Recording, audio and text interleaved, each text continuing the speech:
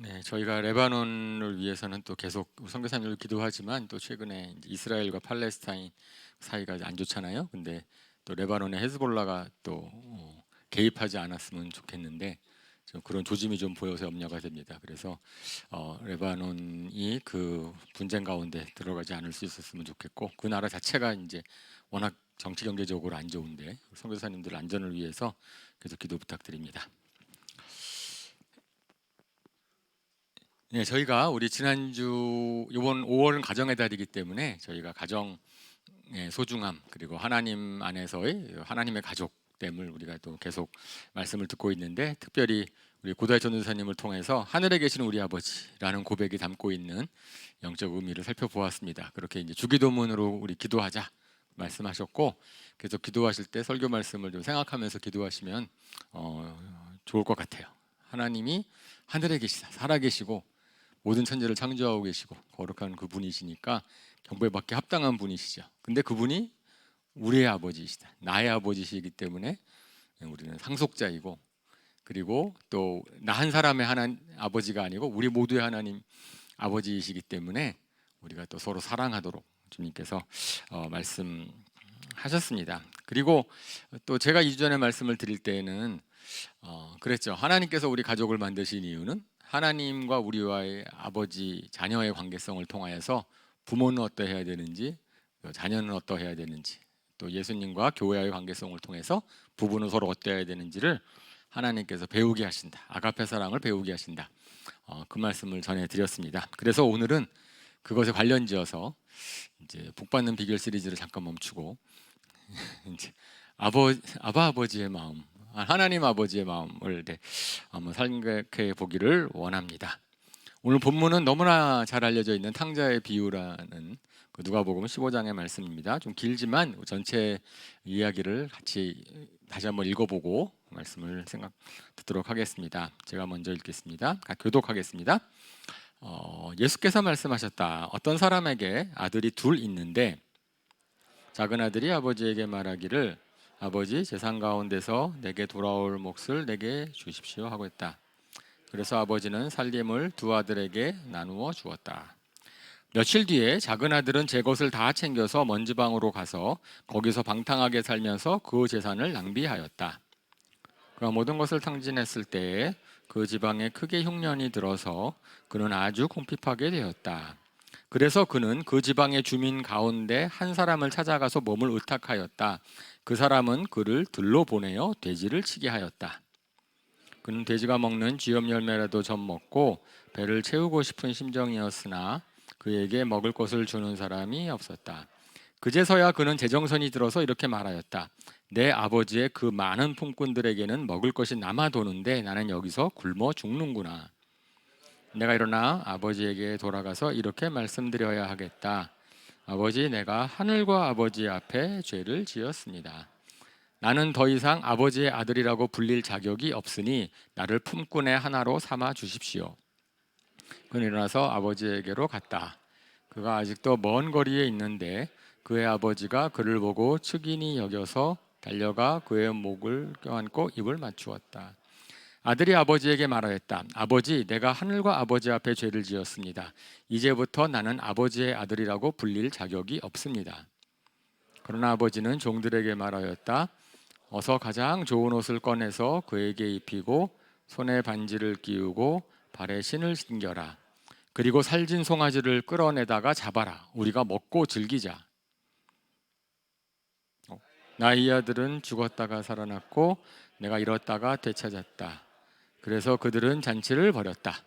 그런데 큰아들이 밭에 있다가 돌아오는데 집에 가까이 이르렀을 때 음악 소리와 춤추면서 노는 소리를 듣고 종 하나를 불러서 무슨 일인지를 물어보았다. 종이 그에게 말하였다. 아우님이 집에 돌아왔습니다. 건강한 몸으로 돌아온 것을 반겨서 주인 어른께서 살진 송아지를 잡으셨습니다. 큰아들은 화가 나서 집으로 들어가려고 하지 않았다. 아버지가 나와서 그를 달랬다. 그러나 그는 아버지에게 대답하였다. 나는 이렇게 여러 해를 두고 아버지를 섬기고 있고 아버지의 명령을 한 번도 어긴 일이 없는데 나에게는 친구들과 함께 즐기라고 염소 새끼 한 마리도 주신 일이 없습니다. 그런데 장녀들과 아울러서 아버지의 재산을 다 삼켜버린 이 아들이 오니까 그를 위해서는 살진 송아지를 잡으셨습니다. 아버지가 그에게 말하였다. 얘야, 너는 늘 나와 함께 있으니 내가 가진 모든 것은 다 내 것이다. 그런데 너희 이 아우는 죽었다가 살아났고 내가 잃었다고 되찾았으니 즐기며 기뻐하는 것이 마땅하다. 예, 좀 길게 예수님께서 이제 설명 비유를 통해서 설명해 주신 것이고, 탕자의 비유, 그래서 주인공이 또 탕자 같지만 실질적으로 이 비유의 주인공은 아버지죠. 예. 탕자가 아니라 아버지가 주인공인데, 그 이유는 뭐냐면은 그 당시에 있었던 바리새, 이 비유를 해주는 당사자인 바리새파 사람들에게 하나님 아버지의 마음이 어떠한지를 그걸 소개하려고 드신 비유이거든요. 그러니까 이 비유에 두 아들이 나오는데, 한 아들, 작은 아들은 방탕한 아들이고, 그리고 큰 아들은 아버지를 잘 섬긴 아들이죠. 그러니까 큰 아들 잘 섬긴 큰 아들은 바리새인, 주님을 잘 믿는다고 했던 바리새인들이라고 할 수 있다면, 그러면은 작은 아들은 좀 뭐죠? 이렇게 멋대로 살아가는, 하나님 모르고 멋대로 살아가는 그런 사람들, 죄인들이라고 할 수 있습니다. 그래서 이 비유의 앞부분을 보면, 누가복음 15장 1절에서 3절의 말씀을 보면, 네, 거기에 이 비유에 대한 배경이죠. 세리와 죄인들이 모두 주의 말씀을 들으려고, 예수의 말씀을 들으려고 그에게 가까이 몰려들었다. 바리새파 사람들과 율법학자들은 투덜거리며 말하였다. 이 사람이 죄인들을 맞아들이고 그들과 함께 음식을 먹는구나. 그래서 예수께서는 그들에게 이 비유를 말씀하셨다. 15장에 세 가지 비유가 나오죠. 잃어버린 양의 비유가 나오고, 드라크마의 비유가 나오고, 그 다음에 탕자의 비유가 나옵니다. 전부 다 이제 저 바리새파 사람들, 율법학자들 같은 사람들에게 하나님의 마음이 어떠한지를 이제 설명해 주려고 말씀드린 거죠. 그리고 조금 전에 사진이 보였던 것은, 저거는 이제 헨리 나우엔 있었나요? 책이 있죠. 탕자의 귀향이라는 책이 있어서 렘브란트가 그린 그림인데, 렘브란트가 그린 그림을 갖다가 이렇게 딱 미술관에서 쭉 보고 있다가 거기에 감동을 받아서 쓴 탕자의 귀향이라는 헨리 나우엔이라는 분이 쓰신 책이 있는데, 예, 그죠. 하버드 대학 교수였다가 이제는 뭐 거기 장애인 마을에 들어가서 같이 사시면서 평생을 보내시고 계시는 헨리 나우엔이라는 분의 저 탕자의 귀향이라는 책도 참 은혜가 됩니다. 이 비유랑 관련해서. 그래서 저는 이제 이 비유에 있는 내용을 좀 더 실감 있게 하기 위해서는, 아마 오늘 이 시간에는 우리 자신들이 그 말씀을 묵상을 하면서, 연극을 만들든지 영화를 만들든지 내가 이거 드라마를 만들든지 한번 그렇게 생각해 보았으면 좋겠어요. 그거면 이제 그 각각의 주인공들의 비유에 나오는 사람들의 마음을 좀 헤아릴 수 있지 않을까 싶습니다. 그러면서 이 비유를 통해서 우리가 하나님은 어떤 분이신가 생각해 봤으면 좋겠습니다. 그러니까 첫 번째 딱 비유의 시작이 이렇게 나오죠. 작은 아들이 있었는데, 작은 아들이 아버지한테 가서 자기 재산을 상속받을 거, 우리가 지난주에 말씀을 드렸지만 아들이라는 그러한 신분에 있어서 성경적으로 의미하는 것 중에 상속자다. 그러니까 아버지의 재산을 내가 누릴 수 있다, 이제 그런 신분이라는 것을 얘기를 들었는데, 이 아들이, 둘째 아들이 그걸 요구를 하는 거예요. 그래서 내가 나에게 줄 재산을 좀 미리 주십시오, 그렇게 요구를 하는 거죠. 그런데 그런 거에 대해서 아버지가 그 아들의 요구를 들어줍니다. 그러니까 좀 이상하긴 해요. 만약에 제 아들이 저한테 이렇게 요구를 하면 저는 안 그랬을 것 같은데, 그냥 논리적으로 좀 맞지 않는데, 왜 하나님, 이 비유에 나온 아버지는 둘째 아들의 요구를 들어주었을까라고 하는 거죠. 그러니까 실질적으로 이제 사람들이 복음을 전하다 보면 얘기하는 게, 하나님이 왜 죄를 짓도록 내버려 두십니까? 왜 잘못된 길로 가도록 내버려 두십니까? 그러는 거예요. 하나님이 사랑했던 이스라엘 백성도 내버려 두는 것뿐 아니고, 창조하셨을 때 아예 죄를 못 짓게 만들면 안 됩니까? 왜 죄를 짓게 내버려 두십니까? 이렇게 얘기를 하는 거죠. 세상에 악한 것을 보면 하나님이 공의로우신 하나님이라고 잘 모르겠다. 그리고 잘못된 거 있으면 하나님 탓하고. 그런데 이 비유에서도 분명 어떻게 생각하면, 왜 작은 아들이 그렇게 뭐 재산 받아가지고 가서 할 짓이 뻔할 것 같은데, 그 상황으로 봤을 때 왜 그것을 갖다가 그렇게 두셨을까라고. 이 작은 아들의 요구는 좀 약간 황당해요. 그죠? 상속이라고 하는 것은 어쨌든 원래는 아버지가 돌아가신 다음에 남은 유산을 나누는 거잖아요. 근데 아버님이 살아계신단 말이에요 지금. 그랬을 때 지금 현재 뭐 이렇게 얘기하는 거죠. 비유컨대 내가 지금 현재 요새 돈이 하도 크니까 액수가 1억, 이제 억 단위로 합시다. 1억이라는 게 있다고 현재 칩시다. 그러니까 두 아들이 와서 저 지금 재산이 5천만 원씩 저한테 나눠주십시오. 이렇게 얘기를 한다고 하면은 지금 나누는 거는 좀 의미가 없죠. 말이 안 되죠, 그죠? 왜냐하면 아버지가 더 사시다가 1억 다 써버려가지고 나중에 100만 원 나오면 어떡해? 상속은 50만 원밖에 안 되는 거잖아요. 그러니까 지금 내가 아들한테 물려줄 수 있는 그 것이라고 하는 것은 현재 기준으로 하면 안 되는 거죠. 지금. 근데 그거를 요구하고 있는 것 자체가 너무나 말도 안 되고 무례한 것이지요. 세상 방식으로도 잘 맞지 않아요. 그런데 그런 아들의 요구에 대해서도 아버지가 그 아들의 의견을 존중해 주신다라고 하는 겁니다. 그러니까 사실 성경에서 얘기하고 있는 가장 기본적인 가정이 우리 하나님께서는 우리 사람들이 자기가 선택해서 죄를 선택하든 자기가 선택해서 좋은 것을 하든 하나님은 그냥 그대로 내어두시는 분이죠. 그렇다고 방치하시는 건 아니에요.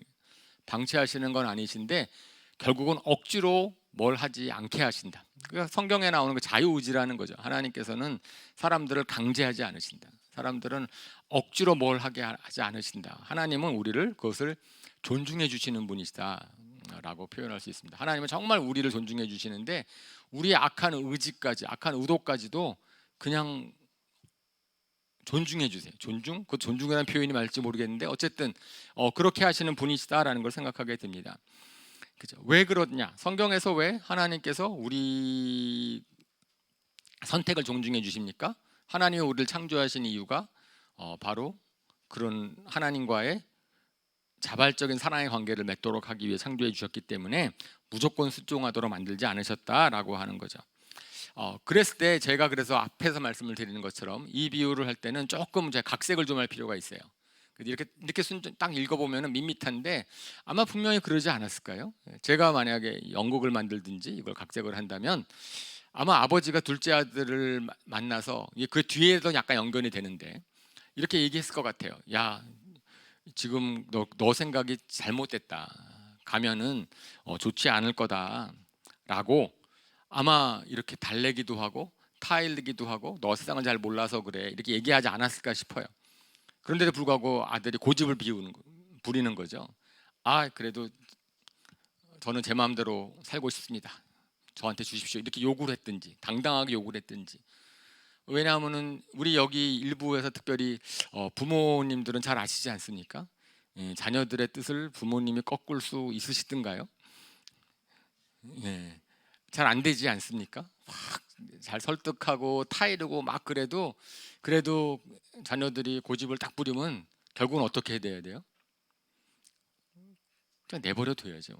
그 존중해야죠. 자녀들 우리가 억지로 이제 아주 뭐 유치원 때, 초등학교 초학년 때는 가능할지 모르겠어요. 근데 딱 사춘기가 지나서는 순간부터는 잘 안 됩니다. 타일르기도 하고 아니면은 거기서 뭐 여러 가지 방법으로 좀 바른 길로 인도하려고 하지만 그래도 결국은 자녀가 이렇게 하겠다고 하면은 이제 내버려 두는 거예요. 우리가 그런 걸 통해서 이 아버지의 심정, 하나님의 심정을 좀 알 수 있을 것 같아요. 잘 안 될 줄 알지만 이제 우려가 되지만 그래도 불구하고 그냥 자녀들의 뜻을 존중해 줄 수밖에 없는 그것이 하나님이시다. 우리를 존중해 주시는 하나님이시다. 근데 보면은요, 하나님은 우리를 존중해 주시는데 사실 나중에 깨닫게 되는 게 있어요. 이 둘째 아들 깨닫게 되는 그 핵심이 그건데 결국은 하나님은 나를 존중해 주시는데 세상 사람들은 나를 존중해 주지 않는다는 걸 발견을 하는 거죠.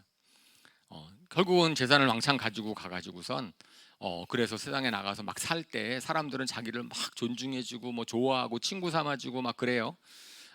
그래서 뭐가 된 것 같죠. 하지만 나중에 이 비유에서 나오는 것처럼 세상에서 상처받고 뭐 나중에 업신여김을 당하고 막 이렇고 나니까 이 사람 작은 아들이 깨닫게 되는 게 있습니다. 그죠? 뭘 깨닫냐면은 세상은 나를 존중해 주는 것이 아니고 힘을 존중하는구나. 내가 가진 것 때문에 내가 뭐 힘이 있기 때문에 뭐 그걸 가진 나를 존중해 주지 세상은 나라는 사람을 존중해 주지 않는다 라는 것을 깨닫게 되는 거죠. 이 비유에서 먼 지방으로 갔다 그랬는데 그 지방이 어딘지 모르겠지만 아마 돼지를 치는 일을 했던 거로 보아서는 유대 지방이 아닐 수 있는 이방인 지방일 수도 있고, 그곳에 가서 결국은 돈 다 떨어지고 나니까 이제는 먹을 게 없어가지고 돼지를 치는 일을 하고 있는데, 돼지가 먹는 쥐업 열매라도 내가 먹었으면 좋겠다라고 한탄할 만큼, 더군다나 돼지는 불결한 짐승이니까 이방인에게도 외면받고 그 다음에 유대인에게도 외면받는 참 갈데없는 처지가 되었습니다. 그러니까 아무도 자신을 존중해주지 않는다라는 생각이 들었을 때 그 심정, 이 둘째 아들의 심정은 아마 정말 죽고 싶었을 것 같아요. 그죠? 오늘날로 말하면 만약에 자기 집이 있지 않았다면은, 돌아갈 곳이 없었다면은 그런 극단의 선택을 할 수 있을지는 모르겠죠. 근데 분명히 이 작은 아들이 그걸 통해서 배웠을 겁니다. 이 세상이 어떠한 곳인지를 배웠을 것이고, 그런 마음 속에 들었어요. 실질적으로 그래서 우리가 먼저 첫 번째로 생각할 것은, 성경에서 말하는 하나님께서는 우리들을 존중해 주시되 우리가 고집을 피우면 우리 고집까지 존중해 주시는 분이신 것에 대해서 우리가 좀 조심할 필요가 있죠. 그래서 시편 기자가 이렇게 시편에서 이야기를 합니다. 시편 106편에 이렇게 쓰여 있어요. 같이 한번 읽어볼까요? 시작. 그들은 광야에서 욕심을 크게 내었고 사막에서는 하나님을 시험하기까지 하였습니다. 그래서 주님께서는 그들이 요구한 것을 주셨지만 그 영혼을 파리하게 하셨습니다. 그러니까 분명히 이스라엘 백성들 하나님이 구원해 주셨고 광야 생활을 하게 하셨을 때 이스라엘 백성들이 계속해서 요구합니다. 만나 주십시오, 메추라기 주십시오, 우리 뭘 달라고 불평하면서 막 요구를 해요. 그러면 하나님께서 그들의 요구를 다 들어주셨습니다. 그들이 잘해서 들어주신 게 아니에요. 그들이 정말 바른 것을 구해서 들어주신 것이 아니고, 구하는 태도가 나빴지만 그런 것들에 대해서 너무 요구를 하니까 하나님이 들어줄 수밖에 없는 거죠. 아들이 막 너무 떼쓰고 막 그러면은, 그런데 그 뒷표현이 좀 저희가 좀 기억할 만하죠. 그 영혼을 파리하게 하셨다. 사실은 기도응답, 내가 요구하는 것을 막 들어준다고 해서 우리가 성령 충만해지는 것도 아니고 믿음이 자라는 것도 아니고 잘못된 메시지가 들어가는 거죠. 야, 이거 하나님 떼쓰면 주시는구나. 우리 자녀 교육할 때도 그러지 않습니까? 때로는 처음에는 막 떼쓸 때 좀 주다가도 계속 떼쓰는 걸 계속 주면 안 되죠, 그죠? 그러면 자녀가 잘못되잖아요. 떼쓰면 주는 거구나라는 생각을, 그런 거를 깨닫게 되면 안 되니까 때로는 그걸 갖다 절제해야 되고. 그러니까 그것이 내가 요구하는 것을 하나님으로부터 받는다라는 것, 하나님께서는 우리가 요구하는 우리를 존중해 주셔서 때로는 우리의 요구를, 그런 요구를 갖다 들어주시긴 하지만은 그것이 결코 나한테 도움이 되지 않을 수 있다. 이제 이런 것을 저희가 또 생각해 보게 됩니다. 그래서 아들을 보내버렸어요. 그러니까 예를 들어서 고집을 피우고 그래서 자기 멋대로 가는 둘째 아들이 있었는데, 근데 그 아버지의 그 다음 심정은 뭐였어요? 그 아들을 기다리는 거죠. 그 아들을 하나님께서 돌아오도록 기다리시는 거예요. 돌아올 것을 알고 그리고 기다리신다라는 것이 또 이 본문의 비유에 나오는 하나님의 마음입니다. 하나님께서는 여기 비유에서는 둘째 아들이 멀리서 돌아오는 것을 보고 그를 만나러 달려갔다. 먼 곳에서, 먼 거리에 있는데 그의 아버지가 그를 보았다라고 되어 있거든요. 아마 둘째 아들의 모습은 시간이 얼마나 지났는지 모르지만 굉장히 초라했을 거고 초췌했을 거고, 가까이서 보아도 잘 알지 못했을 수 있는데 멀리서 보고 딱 알아보는 것은 아버지만이 알아볼 수 있는 거지요. 아마 그 돌아오기까지의 과정에서도 아마 그랬을 것 같아요. 아버지는 언젠가 세상을 알게 되면 돌아오게 될 것 같은데 언제 돌아올지 모르니까 한번 바라보지 않았을까. 일하다가도 먼 곳을 바라보고, 그리고 아들이 언제 돌아오지 않을까 노상 기대하고 기다리고 그러지 않았을까 싶습니다. 그러다가 아들이 오니까 이제는 가만히 있어 기다리는 게 아니에요. 기다려서 아닌 거 어떻게 했어요? 달려갔다고 돼 있거든요. 그러니까 아들이 오는데, 아들이 오는 것을 멀리서 봤어요. 그 다음에는 올 때까지 확실히 정말 아들이 맞는가 이렇게 확인하는 절차가 없이 딱 확신을 갖고 막 달려갔다. 그러니까 얼마나 둘째 아들이 돌아오기를 기다렸는지 이제 그 아버지의 그 태도를 통해서 알 수 있는 거죠. 이 아들은 어쩌면 한 번도 연락 안 했겠죠, 그죠? 아버지 재산을 가지고서 나가 탕진하고 있는 동안에 처음에는 뭐 생각도 안 했을 거고, 나중에는 정말 뭐 면목도 없어서 얘기도 못했을 거고 그런 아들인데 돌아올지 안 돌아올지도 사실은 자기도 모르고 아무도 몰랐을 터인데 아버지는 돌아오기를 기다리고 있었다. 포기하지 않고 있었다라는 것이죠. 근데 왜 그랬어요? 그 아들이 간 곳이 나쁜 곳이라는 것을 알고 있으니까 그랬겠죠. 저희는 아마 부모님이 자녀를 보냈을 때 좋은 곳으로 갔다면 꼭 돌아오기를 기다리지 않을 것 같아요. 가끔가다 안부 묻고 찾아오면 좋지만 다시 돌아올 것을 기다리지는 않겠죠. 좋은 곳으로 갔다면. 그지 않겠어요? 우리가 정말 좋은 곳으로 갔다면 그럴 터인데 근데 하나님은 아셨어요. 이 아버지는 알았죠. 둘째 아들이 분명히 망할 것을 알았고 그래서 언젠가 돌아올 것을 알았죠. 성경에서는 우리 하나님도 그런 분이시다라고 얘기를 합니다. 이사야서 65장에 이사야 선지자를 통해서 이렇게 말씀을 하세요. 교독할게요. 나는 내 백성의 기도에 응답할 준비를 하고 있었지만 내 백성은 아직도 내게 요청하지 않았다. 누구든지 나를 찾으면 언제든지 만나려고 준비를 하고 있었지만 아무도 나를 찾지 않았다. 내 이름을 부르지도 않던 나라에게 나는 보아라, 나 여기 있다, 보아라, 나 여기 있다 하고 말하였다. 들어가고 악한 길을 내가 종일 팔을 벌리고 있었다. 그러니까 하나님 성경에서 얘기하는 하나님이라는 분이십니다. 하나님께서는 어떻게 하셨냐면은 팔을 벌리시고 있는 분이세요. 돌아오라고. 돌아오면 맞아주겠다고 팔을 벌리시고 있는 분이신데 사람들이 안 돌아오죠. 언제까지 안 돌아와요? 자신이 망할 때까지, 깨달을 때까지 안 돌아오니까 그때까지 계속해서 이제 다시 돌아와야 된다라고 얘기를 하고 있었습니다. 그것이 하나님의 심정이다라고 이사야 선지자를 통해서 말하고 있어요. 사실은 저희가 하나님께서 왜 인간을 죽게 만드셨습니까? 왜 인간한테 그런 벌을 주십니까? 이것은 정말 망하게 만들려고 하는 것이 아니고 예레미야 선지자를 통해서 말씀하셨지만은 하나님이 벌을 주시는 이유는 인간을 갖다가 굉장히 힘들게 만드시는 이유는 돌아오라고. 결국은 그것이 좋은 것이 아니니까 돌아오라고. 세상에서 요거 망하게 될 것이라고 말씀을 하고 있는 거지요. 그래서 결국은 구약 성경에서나 저희 구약의 이스라엘 백성에서나 신약에서 말씀하신 하나님이고사 정말 돌아오라고 돌아올 때까지 기다리시는 하나님이시라고 성경은 이야기를 하고 있습니다. 아마 작은 아들은 몰랐을 거예요. 아버지가 자기를 기다리고 있었을 줄을 몰랐을 겁니다.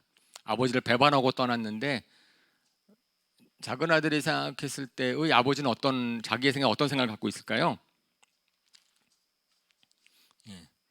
돌아오기만 해라 그냥 뭐 화를 내든지 자기 아들 취급도 안 한다. 우리 보통 그런 거 있잖아요.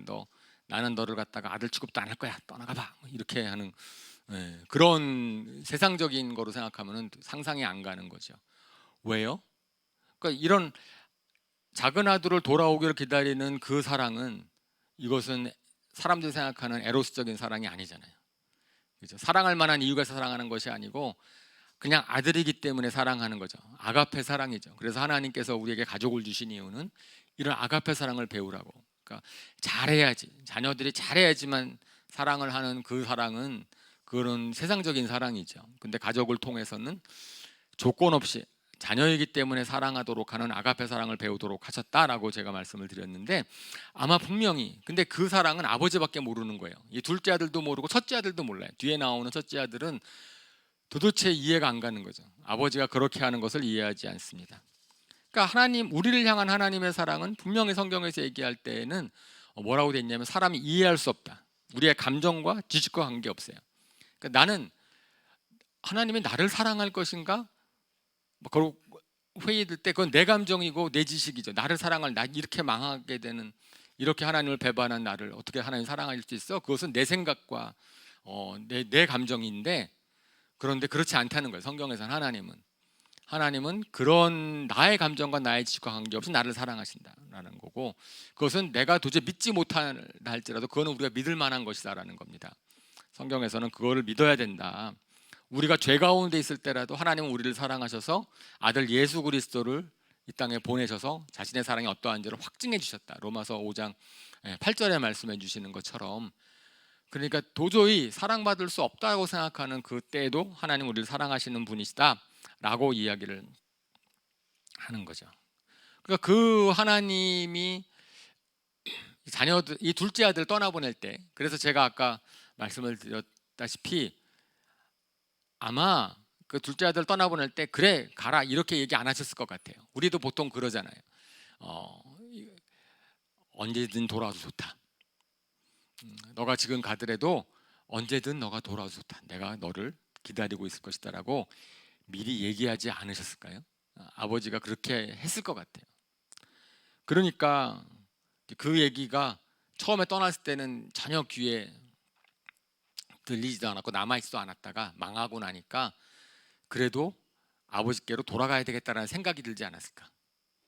만약에 아버지가 그런 언지를 줬기 때문에 너가 언제든지 망해도 나한테 돌아와도 좋다라고 얘기를 했기 때문에 지푸라기 잡는 심정으로 나는 정말 면목이 없지만 그래도 아버지께로 돌아가야 되겠다라고 마음을 먹지 않았을까요? 돌아올 곳이 있다는 것 자체가 참 너무나 감사한 것이죠. 제가 이제 복음을 전하다 보면은 결국은 이제 하나님 있는 게 좋겠군요라고 얘기를 하면서도 그래도 지금은 제 계획대로 살고 싶어요 이렇게 얘기하는 분들이 있어요. 그러면서 이제 이런 얘기를 하더라고요. 끝으로 언젠가 때가 되면 저도 교회 나갈게요. 언젠가 때가 되면 들어갈게요. 저는 그거라도 의미가 있다고 생각을 합니다. 제가 복음을 전해서 그래서 그래요. 언제 힘들어지면은 언제 정말 그때라도 교회 나오시고 하나님께로 돌아오세요. 아마 그 얘기를 본인 입으로 했고 아니면 그 얘기를 한번 들었다면은 그런 절망적인 순간에 힘들었던 순간에 하나님을 찾지 않을까. 그 얘기를 듣는 것과 듣지 않는 거랑은 다르지 않았을까. 저는 둘째 아들이 그 아버지가 둘째 아들을 보내면서 했던 언제든지 어쩌면 돌아와라라고 하는 말이 그때 들리지 않았을까 싶은 거죠. 너무나 망한 상황에서도 주님께 돌아가야 되겠구나, 아버지께 돌아가야 되겠구나. 사실 저는 그것이 좋은 소식인 거죠. 그렇습니다. 그래서 이제 작은 아들 돌아오기로 시작을 했어요. 그래서 돌아오기로 딱 시작을 해서 돌아가는데 그때부터 상상을 하는 겁니다. 이건 너무나 자연스러운 우리 인간의 태도죠. 만나 뵙고 뭐라고 얘기하지? 그죠?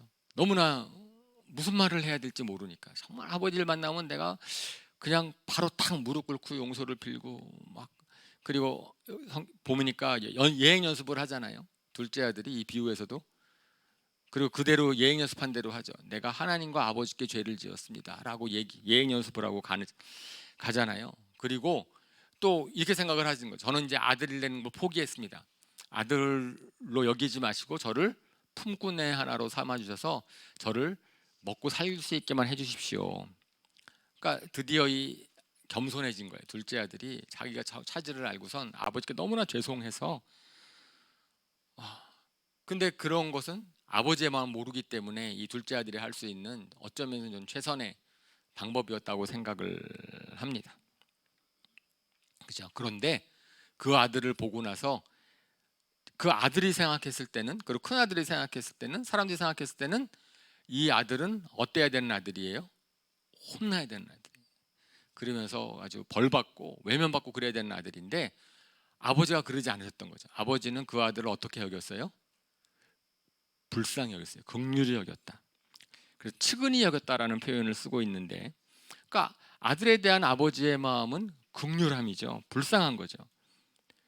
사람들은 공의라고 이거는 정말 공정하지 않아. 큰 아들이 나중에 얘기할 때 이거 너무 공정하지 않습니다. 이것이 어떻게 공정한 아버지의 판단입니까? 얘기를 하는 거죠. 죄의 대가는 반드시 치러와야 된다. 그런데 아버지의 생각은 달랐던 거죠. 둘째 아들을 갖다가 심판하는 것이 아니고 둘째 아들을 용서해줘 긍휼하게 여기면서 용서해 주셨습니다. 만약에 사람들이 죄에 대한 대가를 다 치러야 된다라고 얘기하는 순간에는 이 세상은 굉장히 쌀벌할 거예요. 실질적으로 그렇죠. 최근에 공청회 같은 거 할 때도 보면은 감히 공청회 자리에 쓰고 싶지 않을 것 같아요. 그죠? 그 전까지 편안하게 지내고 있다가 공청회에 딱 쓰는 순간에 전부 다 죄인 돼 버려가지고 그죠? 그 사람뿐 아니고 주변의 모든 가족들이 다 이제 샅샅이 그렇게 샅샅이 파헤치면은 여기 있는 분들 저를 비롯해서 여기 있는 분들 중에 공청회 쓰고 싶으신 분 계실까요? 예. 뭐 과거에 뭐 했던 거 나는 원래 의도가 그것이 아니었는데라고 아무리 하소연해도 뭐 잘 받아들여지지도 않는 그러한 그게 공의가 아니라는 거죠. 죄에 대한 대가를 다 치르는 것이 공의가 아니다. 하나님의 생각이 우리 생각과 다르다. 실질적으로 아버지는 그 아들이 이미 어떤 면에서는 죄의 대가를 다 치른 것이라고 여겼을지 모르겠어요. 거기서의 외로움, 굶주림, 절망, 마음의 고통. 사실은 우리가 죄를 벌 주는 이유는 뭐죠? 죄를 벌을 주는 이유는 죄가 얼마나 나쁜 것인지를 깨닫기 위해서 벌을 주는 거죠. 죄를 정말 깨닫게만 되면 바로 깨닫게 돼서 그래서 그 회개하고 좋은 일로 하면은 그게 정말 더 좋은 거 아니에요? 죄를 깨달아서 근데 죄를 벌함으로써 그 사람 완전히 망하게 하는 게 좋은 건가요? 아니면은 죄를 지은 사람이 회개하고 깨닫고 착한 일을 하는 게 더 좋은 건가요? 그러니까 어떤 사람이 죄를 졌는데 그 사람이 죄를 졌으니까 죄를 값을 물어서 망하게 하는 게 좋은 건가요? 아니면 그 사람이 죄를 깨닫고 선하게 되는 게 좋은 건가요? 그렇죠. 당연히 죄를 깨닫고 선하게 되는 게 좋은 거잖아요. 그런데 사람들은 죄를 깨달았으니까 이 사람 망하게 되기를 바라는 거죠. 결코 그래가지고선 공의로운 사회가 이루어지지도 않을 뿐 좋은 사회가 이루어지지도 않는 거죠. 하나님의 방법이 다른 거죠. 그러니까 이 둘째 아들이 이미 자기 돌아왔다 그랬을 때는 그 아들이 지은 죄의 대가는 자신이 정말 우리 그렇잖아요. 그러니까 나는 이미 너무 힘들고 나는 이미 다 깨달았는데 다른 사람이 거기에 더해가지고선 벌어지려고 하면은 굉장히 힘들어지죠, 그죠? 또 낙심이 되고 회복되지도 못하죠. 그런데 이 둘째 아들은 아버지가 이렇게 자기를 받아들여 주니까 아마 마음에서 굉장히 새로운 걸 깨달았을 거예요. 너무나 감사했을 거고. 첫 번째, 아버지의 사랑이 나를 향한 사랑이 어떠한 것을 깨닫고 아마 둘째 아들은 아버지를 정말 더 사랑할 수 있게 됐을 거예요. 정말 사랑하게 됐을 겁니다. 그죠? 그리고 내가 새롭게 시작할 수 있겠구나. 더 잘해봐야 되겠구나. 라는 좋은 쪽으로 생각이 되지 않았을까요? 은혜를 갖고 싶어지지 않았을까요? 만약에 그런 국률함을 얻지 못했다면 그 둘째 아들은 아버지에 대해서 오해했을 겁니다. 큰아들이 오해했던 것처럼 아버지를 오해했을 거예요. 아버지가 정말 원하는 것은 사랑하는 건데 둘째 아들이 자기를 정말 사랑하게 되는 건데 나중에 보시다시피 큰아들은 아버지를 그만큼 사랑하지 않거든요.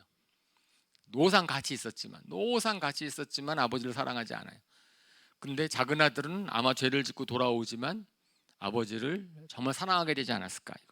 이것이 하나님의 나라고 하나님의 방법이다라는 거죠. 왜 하나님이 우리를 존중해 주시는지, 왜 악으로 가는 것을 경계하시지만 억지로 막지 않으시는지. 왜냐하면 우리 같은 사람은 이렇게 억지로 뭐 하라 그래가지고 감정이 생기지 않고 사랑하는 마음이 생기지도 않죠. 그렇죠? 우리 자신들이 사랑을 경험해야 되는데 하나님께서는 그런 방법으로라도 우리가 정말 하나님을 사랑했으면 좋겠다라는 것을 바라시는 거라고 믿습니다. 그래요. 공의로운 나라는 죄에 대한 대가를 정당하게 치루하면서 이루어지는 것이 아니고 죄를 용서하고 그 용서받은 사람들이 죄를 돌이키고 선을 행함으로 이루어지는 나라가 공의로운 나라입니다. 그래서 긍휼과 공의가 같이 가는 거라는 거예요. 십자가와 공의, 그것이 긍휼과 사랑이 만나는 곳이 십자가다. 용서함 없이는 진정한 공의로움이 이루어지지 않는다. 왜? 누구나가 다 죄인이기 때문에 다 공의로운 판단 갖고 선하면 사랑이라는 관계성은 생기지도 않고 자발적인 것은 생기지도 않는데 서로가 서로를 용서해주면 서로가 서로가 고맙고 서로가 은혜를 갖고 싶어하고 그걸 실질적으로 그걸 악용해 가지고서 막 악을 저지르는 것 그걸 얘기하는 건 아니죠. 하나님은 중심을 보시는 분이시니까 우리 잘 알잖아요. 우리도 알잖아요. 그러니까 예수님께서 왜 세리와 죄인들을 용서해 주셨는지를 바리새파 사람들한테 깨닫게 해주시는 것이지요. 그래서 마태복음 9장 12절 13절에 또 예수님께서 이렇게 말씀을 하십니다. 예수께서 그 말을 들으시고 말씀하셨다. 건강한 사람에게는 의사가 필요하지 않으나 병든 사람에게는 필요하다. 너희는 가서 내가 바라는 것은 자비요 희생제물이 아니다 하신 말씀이 무슨 뜻인지 배워라. 나는 의인을 부르러 온 것이 아니라 죄인을 부르러 왔다. 그래서 바리새파 사람들은 하나님께 제물을 바치는 종교 의식에서는 열심을 냈지만 자비를 베푸는데 인색해서 호세아에서 있는 말씀을 통하여서 하나님은 너가 나를 예배하고 나를 섬기고 그러는 것보다는 긍휼하게 여기는 맞는 자비를 베푸는 것을 난 더 원한다라고 말씀을 해 주셨습니다. 자, 그래서 세 번째는 하나님은 우리를 긍휼히 여기시는 분이세요. 하나님은 우리를 존중해 주시는 분이시고, 하나님은 그래서 우리가 하나님께로 돌아오기를 기다리시는 분이시고, 그다음 우리를 항상 긍휼히 여기신 다음엔 그 다음에는 우리 하나님은 완전히 회복시키시는 분이시죠. 예, 하나님 둘째 아들은 자기가 긍휼함 용서받은 것만 해도 감지덕지할 터인데 아들의 지위, 아들의 특권을 회복시켜 주십니다. 반지를 끼워 주셨고 신을 신겨 주셨고 가장 좋은 옷을 입혀 주셨어요. 그리고 잔치를 베풀어 주셨습니다. 예, 사실은 좋은 옷을 입고, 그죠? 반지를 끼고 신을 신는 것은 하나의 이벤트가 아니에요. 그죠? 그것은 아들이라면 당연히 누릴 수 있는 권리입니다. 아마 집을 떠나지 않았으면은 그거는 노상 그렇게 했을 거예요. 그렇게 했을 터인데, 근데 집을 떠났다가 돌아오고 나니까 그거를 딱 끼우는 순간에 드디어 알았을 겁니다. 이게 뭘 의미하는 건지. 내가 반지를 끼고 있다는 게 뭘 의미하고, 신발을 신고 있다는 게 뭘 의미하고, 좋은 옷을 입고 있다는 게 뭘 의미하는 건지를 뻔했을 때는 몰랐는데, 그죠? 그러니까 큰 아들은 모르는데 이 작은 아들은 이제 그 의미를 알게 되는 거죠. 내가 저 아버지의 아들이라는 것이 얼마나 귀한 것인지 회복되고 나니까 그것을 깨닫게 되는 거지요. 실질적으로 성경에서는 그렇게 얘기하고 있지 않습니까? 우리는 모르는데 하나님이 우리를 창조하셨을 때 하나님의 자녀가 되는 특권을 주셨다. 요한복음 1장 12절에 우리 이런 말 있지 않습니까? 오늘 저희가 암송할 구절이기도 하고 짧으니까 제가 저걸 골랐어요. 암송 쉽게 하시라고. 읽어볼까요? 시작. 그러나 그를 맞아들인 사람들 곧 그 이름을 믿는 사람들에게는 하나님의 자녀가 되는 특권을 주셨다. 네. 특권이라고 얘기를 했는데 우리는 하나님의 자녀, 예수님 믿으면 하나님의 자녀 된다라는 걸 갖다 너무나 익숙하게 듣고 있어서 그것이 얼마나 큰 특권인지를 몰라서 어쩌면은 우리도 큰아들처럼 생각할지도 모르는 거죠. 그 아들됨이 어떠한 것인지, 얼마나 큰 특권인지. 그런데 이렇게 작은 아들처럼 방황하다가 용서받고 그리고 다시 회복되는 그것을 갖다 경험을 한다고 한다면, 그러면 이것은 엄청난 특권인 거죠. 하나님이 우리에게 주시는 모든 것에 대한 상속을 하셨다라는 것 자체가 그것이 엄청난 특권이라는 것을 우리가 그것을 이제 더 알게 될 필요가 있다고 생각을 합니다. 우리의 자존감, 우리의 안정감, 우리의 특권의식은 사람이 인정해서 되는 것이 아니고 하나님의 자녀라는 것으로부터 시작을 하는 거죠. 근데 그뿐 아니에요. 이 아버지가 와가지고 잔치를 베푸신단 말이에요. 왜 잔치를 베푸셨을까요? 너무 기쁘니까. 아직 돌아왔으니까 잔치를 베풀었다고 얘기를 하지만 그것이 정말 하나님이 이 둘째 아들에게 알려주고 싶으신 것이었을 거예요. 이 둘째 아들은 그러한 기쁨의 잔치를 아마 오랫동안 잊어버리고 있었을 겁니다. 자기 인생은 이제 망했다라고 생각했을지도 몰라요. 그런데 아버지께서 자녀에게 주신 것은 그냥 우리가 왔으니까 기쁘다라는 것보다도 그 둘째 아들에게 깨닫게 해주시는 거죠. 이제 너가 앞으로는 이렇게 기쁘게 살 수 있다. 하나님께서도 우리한테 말씀하시는 것이 너가 아버지께로 하나님께로 돌아오면, 우리가 하나님께 돌아오면 우리가 기쁘게 살 수 있다. 그 에덴 동산에 회복한다. 그 다음에 항상 기뻐하라. 그래서 제가 그것이 정말 우리의 복음, 우리 예수님 믿었는데 내가 기쁘지 않으면 그러면은 어떠세요? 예수님 믿었는데 항상 기쁘세요? 아멘. 감사합니다. 이렇게 기뻐하시면 좋은데 예수님 믿었는데 맨날 기뻐하지 않아. 그러면은 어디서 문제가 생겼을까? 우리 생각해봐야 됩니다. 그거 사소하게 사람이 어떻게 늘 기쁠 수 있어? 이렇게 생각하지 마시고 하나님이 우리를 향한 뜻은 우리가 항상 기뻐하는 거라고 돼 있거든요. 에덴 동산의 기쁨을 누리도록 되어 있는 거거든요. 그러니까 어디선가 뭔가 기쁨의 요소를 뺏어가는 것에 대해서 우리가 좀 생각해 봐야 되죠. 하나님은 분명히 우리를 기쁘게 살기를 원하신다. 기쁨이 회복되기를 원하신다. 이 세상은 기쁘지 않아요. 이 세상은 기쁨보다 슬픔이 훨씬 더 많습니다. 그렇기 때문에 분명히 우리가 슬퍼하는 이유, 우리가 힘들어하는 이유는 이 세상에 속한 것들이죠. 이 세상 거기서 하나님께로 돌아가면은 하나님께서 우리의 기쁨을 회복시켜 주기를 원하신다라는 거죠. 회복시켜 주기를 원하시니까 그것이 이제 둘째 아들에게 깨닫게 해주시는 것 같아요. 잔치를 베풀었다. 노상 잔치를 할 수는 없겠죠. 그럼 망하겠죠. 네. 그런데 둘째 아들이 돌아왔을 때 잔치를 확 베풀어 주는 말미암아서 그래 내가 너한테 주고 싶은 것이 이러한 기쁨이다 자녀로서. 그리고 앞으로 너가 기쁨을 계속해서 누렸으면 좋겠다 라고 하는 거죠. 한 사람이 주님께 돌아오면 천국에서는 기쁨의 잔치가 열린다. 하나님이 너무나 기뻐하신다라고 성경은 이야기를 합니다. 그죠? 그래서 우리도 셀들마다 정말 언제가 기쁨이 셀이 가득 넘칠까? 우리 교회가 기쁨이 언제나 넘칠까요? 예. 언제가 제일 기쁘세요? 언제가 막 넘치세요? 한 분 한 분 영혼이 구원받는 것이 기쁘지 않으세요? 우리 교회 우리 간증 들을 때 너무 기쁘지 않습니까? 한 분 한 분들의 새로운 분들이 우리 교회에 다시 오시게 되면, 예수님 믿고 영접하게 되면 그 기쁨은 다른 어떠한 것과는 비교할 수가 없는 기쁨. 이게 천국 잔치의 기쁨이니까.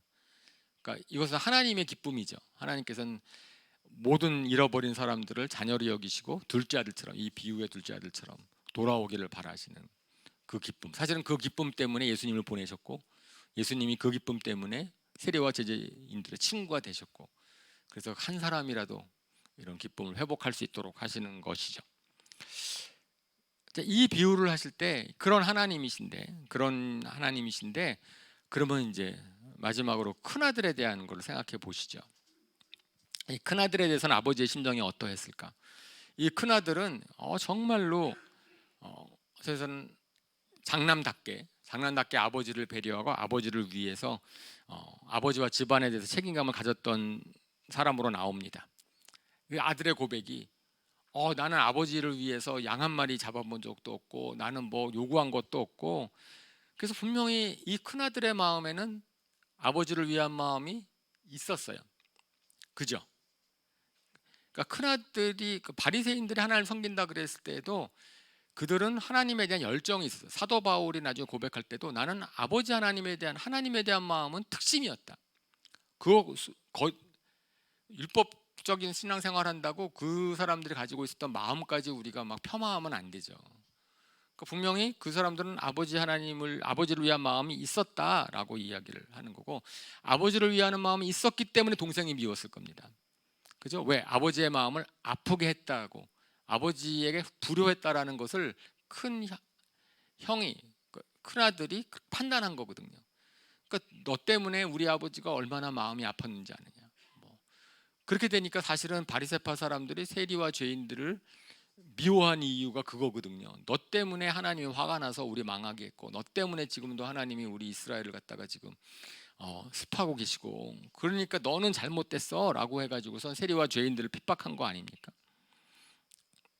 그렇죠? 그러니까 저는 이 둘 큰아들이 아버지에 대해서, 이 비유에서도 마찬가지고 예수님이 바리새파 사람들한테 말씀하실 때 너희들이 하나님을 위하는 마음을 내가 무시한다라고 얘기하시는 거 아닌가요? 하나님을 위하려고 하는 마음 자체는 내가 존중한다. 그러니까 예수님께서는 작은 아들만 존중하신 것이 아니고 이 큰아들도 존중해요. 이 비유에 나오는 아버지는. 왜냐하면요, 아버지가 나왔을 때 큰아들이 막 그렇게 얘기하니까 막 나가가지고선 큰아들 다 당장 너 내 마음도 모르고 너 야단치고 그러지 않으셨어요. 이 비유에서 오면은. 이 비유에서 어떻게 하죠? 큰아들이 와가지고서 막 그러니까 아버지가 어떻게 해요? 큰아들이 화가 났다고 막 얘기를 했어요. 그래서 막 종을 불러가지고 무슨 일이야? 그랬더니 잔치가 났어요. 막 그랬더니 큰아들이 화가 막 난 거잖아요. 그래서 집에 안 들어갔어. 큰아들이. 첫째 잔치가 막 벌어지고 있는데 큰아들은 오다가 화가 나니까 나 안 들어가, 나가니까. 그러니까 이 비유에서 어떻게 해요? 아버지가 나와서 그를 달랩니다. 작은 아들을 보고도 달려갔던 아버지, 큰 아들을 보고도 여기서의 아버지는 어떻게 해요? 큰 아들을 만나러 나가요. 돌아올 때까지 기다리지 않아. 나가서 큰 아들을 어떻게 해요? 달랬다. 개역 성경에서는 권했다. 영어 성경에서는 탄원했다, 부탁했다라고 표현이 되어 있는 거죠. 그게 심정이라는 거예요. 그래서 큰 아들한테 설명을 하는 겁니다. 나무라지도 않고 타이르지도 않고 아버지의 마음이 어떠한지. 큰 아들은 화가 나니까 뭐라 그러냐면은 당신의 아들이 와가지고선 잔치를 벌이셨네요. 그래가지고 자기 동생이라는 표현도 안 써요. 자기 동생의 표현도 안 쓰고 당신의 아들이라고 딱 얘기를 하거든요. 그러니까 그 아버지가 큰 아들한테 예 그렇게 얘기하는데 영어 성경에서는 my son, 내 아들아. 내가 너가 작은 아들에 대해서 막 그렇게 잔치 불리는 것처럼 나도 너도 내 아들이다라는 걸 다시 확인시켜 주는 거죠. 내 아들아 그러면서 얘기를 하는 겁니다. 아버지는 작은 아들을 편애한 게 아니고 큰 아들도 그만큼 사랑했다는 것을 말씀하고 있는 거고 그 아버지가 계속 얘기하는 거예요. 쟤는 지금 완전히 잃어버렸던 기쁨을 이제 회복하는 것으로 내가 잔치를 베풀어 줄 뿐이고 너는 늘 내 것을 마음대로 사용할 수 있지 않았는가. 그 큰 아들이 자기가 아버지를 사랑해서 잔치를 안 벌린 거예요. 그죠? 그리고 송아지 안 잡은 거예요. 근데 만약에 아버지한테 와가지고선 저 한번 친구들이랑 놀게 잔치 좀 베풀어 주십시오. 그렇게 했을 때 아들이 안 돼 그랬을까요? 그러지 않았겠죠. 항상 잔치를 베풀어 줬겠죠. 아버지. 큰 아들에 대한 그런 사랑과 헌신을 알았다면. 그런데 큰 아들은 자기가 절제했고 자기가 다 했는데 그런데 이제 그것이 뭐죠? 그러니까 큰 아들 마음 가운데 사실은 사람들이 뭐 어디에 헌신하고 사랑하고 했을 때 뭔가 어떤 마음이 있는 거예요? 특별히 대접받고 있는 싶은 게 있는 거예요. 인정받고 싶어하는 마음, 자기를 높이고 싶어하는 마음에서 큰 아들의 마음 가운데서는 뭐가 있는 거냐면은 저 둘째 아들보다는 내가 더 잘났다. 저 둘째 아들보다는 나를 아버지가 더 사랑해줘야 된다. 저 둘째 아들보다는 나를 더 인정해줘야 된다라는 생각을 하고 있는 거죠. 근데 아버지의 마음은 어떤 거예요? 다 동일하게 사랑하는 거죠. 그러니까 사실은 성경에서 보면은 우리가 신앙생활할 때도 보면은 계속해서 비교하고 저 사람보다는 내가 더 주님 앞에 헌신했는데 저 사람보다는 내가 주님을 더 사랑했는데 하나님 나한테 왜 복을 더 주시지 않지? 그러니까 이 헌신이나 사랑이나 모든 행위에 우리는 자꾸만 뭘 바라요? 보상을 바라는데 그렇지 않은 거죠. 하나님께서 알려주고 싶은 마음은 우리는 전부 다 하나님이 다 사랑하는 거고 전부 다 하나님이 각각에 맞게끔 복을 주는 거고 그리고 너희가 서로 사랑하는 것을 내가 원한다 라고 이야기를 하는 겁니다. 그래서 사실 이 비유를 예수님께서 하신 이유가 바리새파 사람들을 혼내려고 하는 게 아니고 저는 이 아버지가 나가서 큰아들을 달래는 것 같은 심정으로 예수님께서 바리새파 사람들에게 권하는 거죠. 너희가 이 아버지의 심정을 한번 헤아려 봐라. 그래서 이 비유는 거기서 끝이 납니다. 그래서 큰아들이 그 이후에 어떻게 됐다라는 것이 나와 있질 않아요. 그러니까 이 비유를 드는 바리새파 사람들의 반응이 이 비유의 결론을 맺겠죠. 그래서 그들이 만약에 세리와 죄인들을 사랑하시는 예수님에 대해서 그냥 좋게 생각하면은 큰아들이 회개하는 걸 거고 그런데 그렇지 않고 여전히 세리와 죄인들을 막 미워한다면은 그러면은 이 비유는 큰아들이 아주 나쁜 아들이 되는 거죠. 그러니까 이 큰아들 입장에서도 아버지를 사랑한다고 하는 것에 대해서 그러니까 지금까지 예수님께서는 그러니까 아버지의 마음이 어떠한지를 세리와 죄인들에 대한 마음뿐 아니고 바리새인들에 대한 마음까지도 이 비유 속에서 담아내고 있는 것이라고 생각을 합니다. 사실은 우리의 헌신이 하나님을 향한 우리의 헌신 잘못한 바리새파처럼 되기 쉽지요. 그죠? 그러니까 내가 기뻐서 해야죠. 우리가 뭐든지 내가 주님을 위한 모든 것은 자발적으로 기뻐하고 거기서 즐거워하면서 해야 됩니다. 이것이 내가 이렇게 헌신하니까 나는 거기에서 뭔가 보상을 받아야 돼.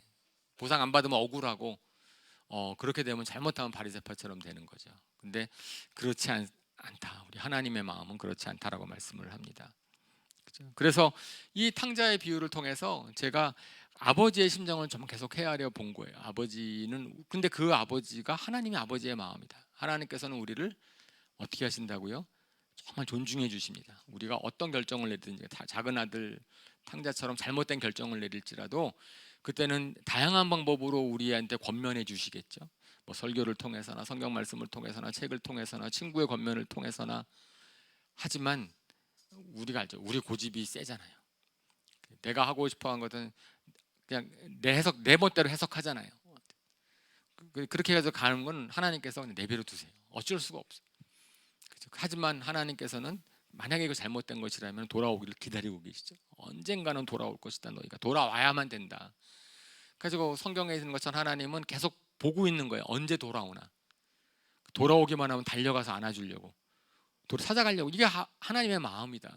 하나님이 한 사람이라도 돌아오기 위해서 정말 돌아올 때 기다리시는 분이 하나님이시다. 그리고 돌아오기만 하면 하나님께서는 과거를 묻지 않으시죠.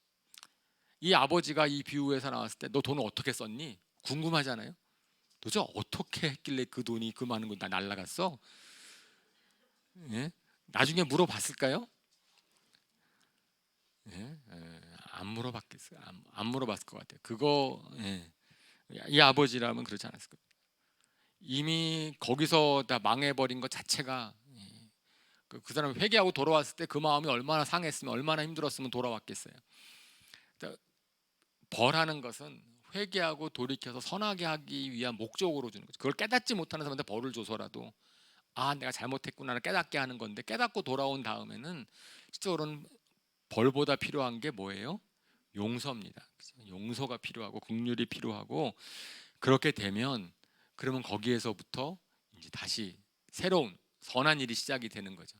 그러니까 긍휼을 하나님, 그리고 하나님께서는 우리를 이제 회복시켜 주기를 원하시는 거죠. 자녀로 삼으셨으니까 그 다음부터는 아버지에게 속한 그런 복으로 우리 공급해 주십니다. 우리는 잘 몰라요. 우리가 그러니까 하나님 믿게 되면은 좀 운이 좋아져요. 그런 경우가 많이 있죠. 하나님이 이제 호의를 베풀어 주시는 걸 경험을 합니다. 하나님께서 당신이 가지고 있는 그러한 능력으로 우리를 돌봐 주십니다. 그리고선 큰아들과 같이 하나님께서는 그런 주님을 향한 헌신하는 우리들을 또 달래주시죠. 우리를 인정해 주시고 같이 기쁨에 동참토록 해주시는 분이십니다. 근데 이 집의 이 배유역에는 지금 두 명에 등장하죠. 작은 아들, 방탕한 작은 아들, 그 다음에 큰 아들, 아버지에 있었지만은 아버지의 마음을 헤아리지 못해서 막 그러는, 한 명 좀 더 있었으면 좋겠어요. 우리처럼, 우리 같은 사람들, 우리 아버지의 마음도 알고 방탕하지도 않은 사람들. 그게 딱 있어가지고선 둘째 아들이 돌아가면은 뭐 딸이나 아들 배역을 하나 더 정해서 둘째 아들 갈랬을 때 막 말려주고, 아버지랑 같이 가가지고 나가지 마. 근데 나갔어. 그랬을 때는 가끔 가다가 아버지한테 와서 소식을 알려주는 거야. 갔더니 저렇게 살고 있어요. 갔더니 저러고 있어요. 그리고 큰 아들이 막 그랬을 때 가가지고 또 아버지의 마음을 또 알려주고, 관계가 좋은 분이. 이 두 큰 아들과 둘째 아들은 공통적으로 하나님의 마음을 잘 모르는 사람.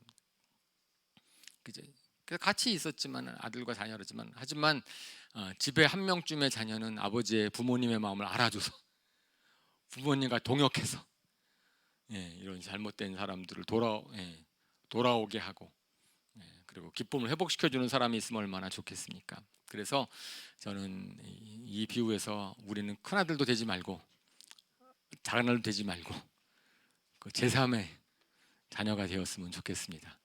아버지의 마음을 알고 아버지의 기쁨에 동참할 뿐 아니고 아버지가 원하는 대로 둘째 아들 돌아오기를 기다리는, 도와주는 저희가 되어지기를 주님의 이름으로 축원합니다. 아멘. 우리 시간 눈을 감고 하나님이 오늘 주시는 말씀을 들어봤으면 좋겠습니다. 혹시 우리 주변에, 아니 우리 자신이 집 나가는 작은 아들과 같은 심정이 있는 분이 계시다면 정말 아버지께 돌아가야 되겠다. 우리가 하나님 앞에서 뭐 고집을 부리는 거 있지 않습니까? 세상을 즐기고 계시고 세상에 계속 속해 있는 분이 계십니까? 하나님께서 기다리신다.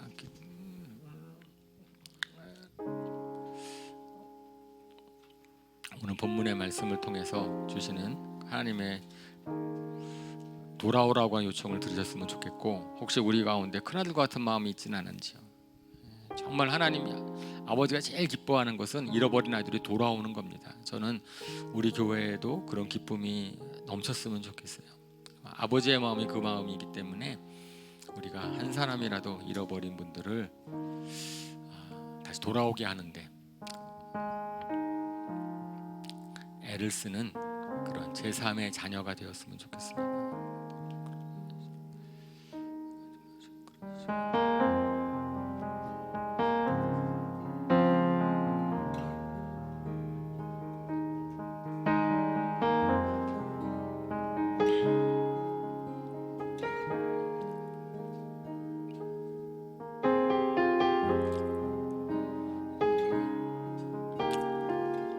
일어나셔서 우리 마지막 찬양 헌신 찬양하고 우리 기도하고 마치겠습니다. 여호와께 돌아가자.